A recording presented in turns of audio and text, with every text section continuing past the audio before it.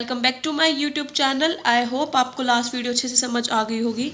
Last video हमारी थी components of advertisement and advertisability of a product. अगर आपको कोई प्रॉब्लम हो किसी पॉइंट में या किसी टॉपिक में, यू कैन आस्क मी, और आप मुझे टेलीग्राम चैनल के ग्रुप पे भी लिंक मैसेज पे भी कर सकते हैं। और ग्रुप का लिंक मेरे बायो डिस्क्रिप्शन में है, मेरी ईमेल आईडी का भी है और मेरे फेसबुक पेज का भी है। तो प्लीज़ आप फेसबुक पेज को भी लाइक कर देना और टेलीग्राम चैनल को, ग्रुप को ज्वाइन भी कर लेना और चैनल को सब्सक्राइब भी कर देना। आज का हमारा टॉपिक है advertising as a tool of marketing. जैसे मैं आपको ऑलरेडी बता चुकी हूँ कि हम मार्केट में जब भी एडवर्टीजमेंट करते हैं अपने प्रोडक्ट की सेल को बढ़ाने के लिए, डिमांड को क्रिएट करने के लिए बनाते हैं और अपने कंपटीशन को रिड्यूस करने के लिए एडवर्टीजमेंट करते हैं। आपने पढ़ा ही होगा अपने फर्स्ट या सेकंड सेमेस्टर में कि जो मार्केटिंग मिक्स है उसके 4 P है: product, place, promotion and price. Promotion में सबसे पहले एडवर्टाइजिंग आता है, उसके बाद personal selling, sales promotion, direct marketing, publicity and public relations and interactive and internet market. ये 5 पॉइंट्स आप अपने नेक्स्ट चैप्टर में भी पढ़ोगे, प्रमोशन मिक्स में भी। उसमें मैं आपको बहुत अच्छे से एक्सप्लेन करूंगी। यहाँ भी मैं आपको ब्रीफ दे दूंगी इन सबका, ताकि आपको करने में दिक्कत ना आए।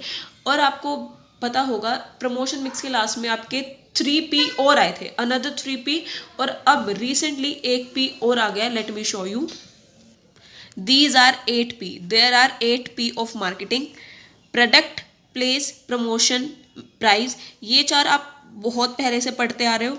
अनदर 3P ये थे: पीपल, प्रोसेस, फिजिकल एविडेंस। एक अब नया आया है, दैट इज प्रोडक्टिविटी।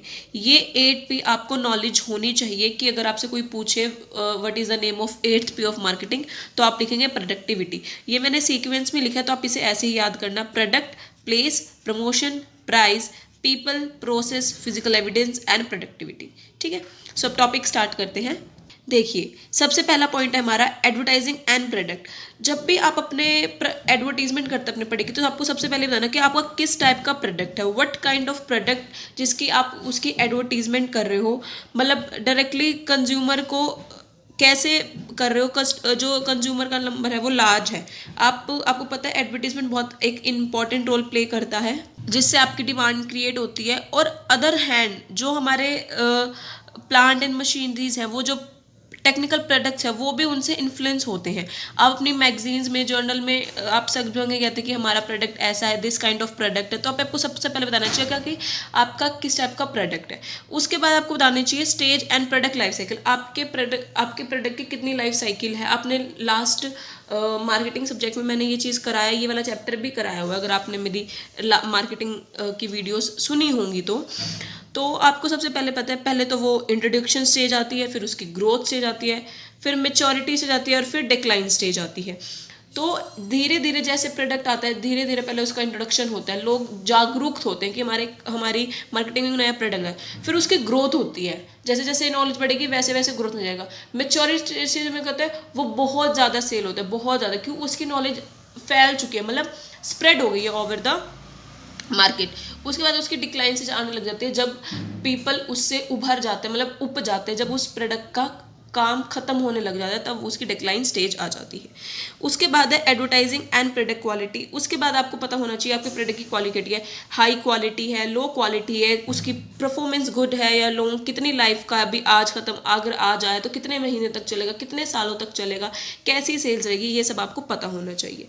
उसके बाद आपको अपने प्रोडक्ट का ब्रांड पता चाहिए कि ब्रांड एक नाम है, टर्म है, साइन है, एक सिंबल है, जिससे प्रोडक्ट को हम आइडेंटिफाई कर सकते हैं अपने रेफरेंस प्रोडक्ट्स के अकॉर्डिंग। अगर आपके कॉम्पिटिटर भी सेम प्रोडक्ट बना रहे हैं, तो आपका ब्रांड अगर पॉपुलर है, आपकी एडवर्टीजमेंट अट्रैक्टिव है, तो पीपल उसे याद करके, उसे रिमाइंड करके आपके प्रोडक्ट को डिफ्रेंशिएट कर सकते हैं, आइडेंटिफाई कर सकते हैं। एडवर्टीजमेंट आपकी ब्रांड इमेज को भी इंक्रीज करती है, आपकी ब्रांड इक्वालिटी को भी इंक्रीज करती है। Advertising makes the brand popular.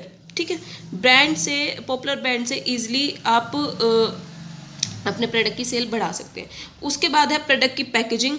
देखिए, अगर आपकी पैकेजिंग अच्छी होगी, प्रोडक्ट की पैकेजिंग अच्छी होगी, तो जो कंज्यूमर है वो ऑलरेडी अट्रैक्ट होंगे। क्यों होंगे? क्योंकि जो वो प्रोडक्ट है वो तो बेनिफिशियल है। अगर आपकी पैकेजिंग भी बेनिफिशियल हो, अट्रैक्टिव हो, उन्हें करे कि नहीं हमारे ये यूज़ हो सकते, कोई मिसयूज़ नहीं किया होना।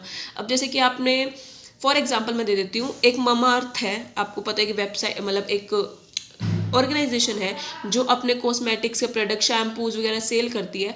उनमें एक बेनिफिशियल पता है क्या है, जितना वो प्लास्टिक यूज़ करते हैं अपने प्रोडक्ट्स को बनाने के लिए, उससे कहीं ज़्यादा वो पेड़ लगा रहे हैं। तो that is a product packaging की वो इन्फ्लुएंस कर रही है। इट्स अ मतलब यूज़ भी कर रहे हैं वो, वे मतलब जितना प्लास्टिक वो यूज़ कर रहे हैं उससे कहीं ज़्यादा वो पेड़ लगा रहे हैं, ताकि वो रिसाइकिल कर सके उन चीज़ों को, मतलब वेस्ट ना हो कुछ चीज़, ठीक है। उसके बाद है advertising and product positioning. Product positioning क्या है, आपको रैंक्स एंड पोजीशन दे देते हैं आपके प्रोडक्ट आपके माइंड में, कस्टमर में। एडवर्टाइजमेंट जैसे इंप्रूव होगी, आपकी जो एडवर्टाइजमेंट का प्रोडक्ट है वो हाई रैंक पे चला जाएगा, और वैसे ही पब्लिक आपके प्रोडक्ट को डिफ्रेंशिएट कर पाएगी, पोजीशन दे पाएगी, और उस एडवर्टीजमेंट का रोल भी अच्छे से प्ले होगा। उसके बाद सेकंड आता है एडवर्टाइजिंग एंड प्राइस। हमने सबसे पहले अभी सिर्फ प्रोडक्ट पी मतलब पी फर्स्ट पी ही क्या है, अब आता है हमारे पास सेकंड पी प्राइस। अब आप क्या होता है कि price refers to the money that the consumer has to pay and purchase a product and services. मतलब इसके थ्रू क्या होता है, प्रोडक्ट सेल मतलब सेल किया जाता है, और उसके टर्म में आप गुड लेते हैं और आप प्रॉफिट अर्न करते हो। एडवर्टाइजिंग से कैसे रिलेट करते हैं, आप अपने प्रोडक्ट को बता सकते हो कि हम आपको इस तरह से डिस्काउंट देंगे, इतना देंगे, हम आपको एक्स्ट्रा सेल सर्विसेज देंगे, इस तरीके से प्रमोट करेंगे, आपको कंफर्ट अपील देंगे, प्राइड अपील देंगे। ज़्यादा अगर हायर प्राइस होगा तो आपकी एडवर्टीजमेंट के थ्रू उसका लो कंपैरिजन होगा, और लोअर प्राइस में आप उस प्रोडक्ट की एडवर्टीजमेंट कर पाएंगे। उसके बाद है एडवर्टाइजिंग एंड प्लेस मतलब डिस्ट्रीब्यूशन चैनल, कि आप किस किस को अपने प्रोडक्ट को सेल करने के लिए बीच में ला रहे हैं। डिस्ट्रीब्यूटर्स, मिडल्समैन, सेल्समैन, स्टॉकिस्ट, जो आपको हेल्प करते हैं आपके प्रोडक्ट को, आपकी सेल्स को इंक्रीज करने में, आपके प्रोडक्ट की डिमांड क्रिएट करने में, घर घर जाके उन्हें इन्फ्लुएंस करने के लिए, अट्रैक्ट करने के लिए, और आपके प्रोडक्ट सेल करने के लिए। तो एडवर्टीजमेंट के साथ साथ आपको सेल्समैन, मिडल्समैन, स्टॉकिस्ट की भी हेल्प करती है, ताकि वो आपकी सेल्स को बढ़ा सके, अपने प्रोडक्ट सेल करके घर घर जाके उन्हें इन्फ्लुएंस कर सके, उन्हें जागरूक कर सके, उन्हें अवेयर कर सके। उसके बाद है advertising and other promotional tool. Other promotional tools कौन से होंगे बताइए, सेल्स प्रमोशन मतलब अपनी सेल्स को प्रमोट करना, ठीक है। पर्सनल सेलिंग करना, उनसे बातचीत करना, उनसे फेस टू फेस कम्युनिकेशन करके उन्हें बताना कि हमारा प्रोडक्ट ऐसा है।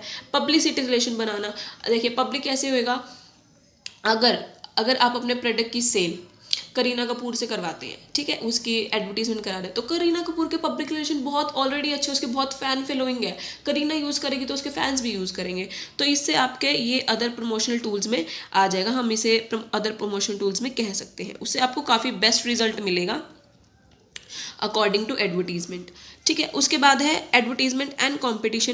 कंपटीशन कैसे होगा, आपका जो प्रोडक्ट है उसके इंटेंस कंपटीशन को फेस करना पड़ेगा, उसको मार्केटिंग में लाना पड़ेगा कि मेरी क्या क्या मार्केटिंग सक्सेसफुल हो रही है, क्या मेरे प्रोडक्ट्स हैं, कौन से बेटर कॉम्पिटिटिव प्रोडक्ट को टक्कर दे रहे हैं, कौन सी मेरी ब्रांड प्रेफरेंस डेवलप हो रही है नहीं हो रही, और हमें कौन कौन सी एफर्ट्स इफेक्टिव, हमारे कौन कौन से ऐसे मेथड्स ऐसे हमारी इफेक्टिव है जो हमारे कॉम्पिटिशन को फेस करना चाह रही है।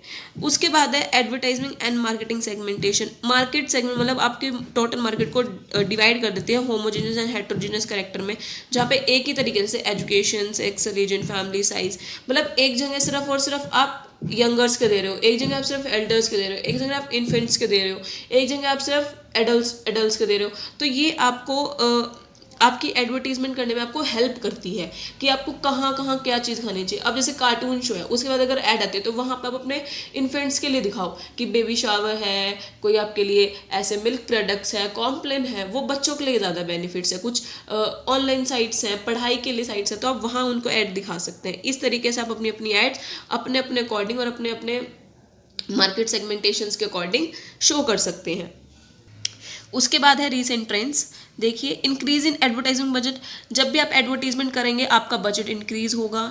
एडवर्टाइज ऑफ न्यू मीडिया, आपको जब भी एडवर्टीजमेंट करनी पड़ेगी तो आपको आपका मीडिया चूज करना पड़ेगा, चाहे वो मोबाइल फ़ोन हो या साइन कोड हो या नेटवर्किंग साइट्स हो, आपको अपना मीडिया चूज करना पड़ेगा। उसके बाद है इंक्रीजिंग सेलिब्रिटी एडवर्टीजमेंट, जब भी आप एडवर्टीजमेंट करोगे तो उनसे सेलिब्रिटी की जो एड्स हैं वो ज़्यादा इंक्रीज होने लग जाएंगी, एम्बेसडर्स होने लग जाएंगे, स्पॉन्सरशिप्स होने लग जाएगी, पॉपुलर मॉडल्स हो जाएंगे, विनर्स ऑफ ब्यूटी कॉन्टेस्ट, आप उनको मतलब हायर कर सकते हो अपनी एडवर्टीजमेंट करने के लिए। टेक्नोलॉजी सुपीरियर एडवर्टीजमेंट, अब जैसे जैसे टेक्नोलॉजी इंक्रीज हो रही है वैसे वैसे क्वालिटी ऑफ एडवर्टीजमेंट भी इंक्रीज होगी, मैनीफोल्ड होगी, इंप्रूव होगी। और जैसे जैसे quality camera, better sound system होगा, कंप्यूटर की एडिटिंग अच्छी होगी, वैसे वैसे आपके सेल्स की डिमांड इंक्रीज होगी। उसके बाद है changing role of women in advertisement. जो एडवर्टीजमेंट है उससे आप अपने वुमेन का जो वुमेन का रोल है वो भी चेंज कर सकते हो। आप बता सकते हो वुमेन जो हाउस वाइफ है, वीक नहीं है, डिपेंडेंट नहीं है, शाय नहीं है, वो भी कुछ कर सकते हैं, वो भी प्रोफेशनली एजुकेटेड हो सकती है, फाइनेंशियल इंडिपेंडेंट हो सकती है, वो परचेज मतलब न्यूक्लियर फैमिली या फिर अपना डिसीजन ले सकते हैं, अपना स्टैंड ले सकते हैं। इस तरीके से आप उन्हें एडवर्टीजमेंट के थ्रू बता सकते हैं। उसके बाद है चेंज इन स्ट्रेटोग्राफिक कन्वेंशंस, मतलब कन्वेंशंस में चेंज आना related to man women, more creativity, मतलब क्रिएटिविटी बढ़ जाती है, more use of emotional appeals होने लग जाती हैं, increase in non commercial ads, जो नॉन कमर्शियल एड्स हैं वो भी इंक्रीज होने लग जाती है। क्यों? क्योंकि आप करने लगे, जैसे गर्ल एजुकेशन, एडल्ट एजुकेशन, इस तरीके की एड्स भी इंक्रीज होने लग जाती है। Increase role of ad agencies का रोल बहुत ज़्यादा बढ़ जाता है। अगर हर एक प्रोडक्ट की एडवर्टीजमेंट करने लग गया और उन्हें मतलब हर कोई उनसे मतलब अपने प्रोडक्ट की सेल्स बढ़ाने लग गया तो एड एजेंसीज भी इंक्रीज हो सकती हैं।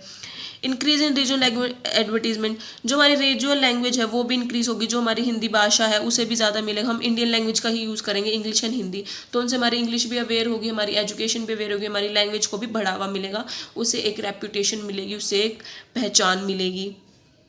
उसके बाद है फास्टर एड मोरलिटी भी बढ़ जाएगी। जो 6-8 मंथ है वो थ्रू उनके बारे में भी एडवर्टीजमेंट होने लग जाएगी, उनके बेनिफिट्स के लिए बारे में पता लगने लगेगा। इंक्रीज इन लीगल रेगुलेशन, जो गवर्नमेंट की लेजिस्लेशन है उनमें भी इंक्रीज होगा। हर कोई अगर ऐड करेगा, कोई वुमेन से रिलेटेड, कोई किसी से रिलेटेड, तो हर किसी का रोल अपने आप में बढ़ जाएगा। उसके बाद है स्ट्रेंथ एंड वीकनेस, ये आप खुद पढ़ लेना, मैं आपको शो कर रही हूँ अच्छे से। इसी के साथ आपका चैप्टर नंबर 1 कंप्लीट होता है। आई होप आपको वीडियो अच्छे से समझ आ गई होगी। वीडियो को लाइक, शेयर, कमेंट कर देना और चैनल को सब्सक्राइब कर देना। Thank you, have a nice day.